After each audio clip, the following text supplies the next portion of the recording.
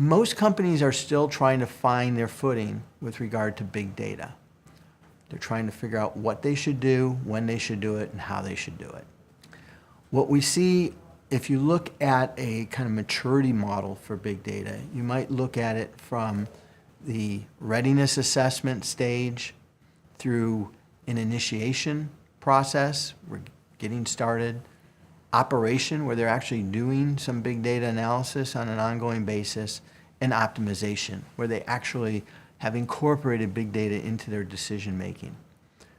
Right now, most companies, other than those exceptions, the very largest and some of the technology companies, are probably somewhere between readiness assessment and initiation.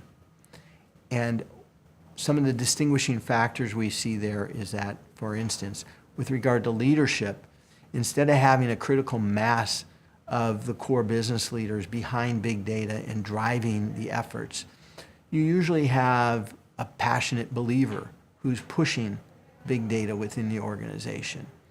Instead of having a funded budget for big data, you have people scrambling to find money somewhere to start this effort. Instead of having a roadmap or a strategy behind big data, you have ad hoc efforts.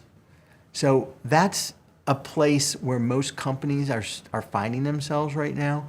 And I think that the reason that companies are still in this readiness assessment initiation phase is that they haven't yet articulated for themselves the return on investment for big data, and they haven't yet made the prioritization then between competing and legitimate efforts within the organization that all require the same dollars.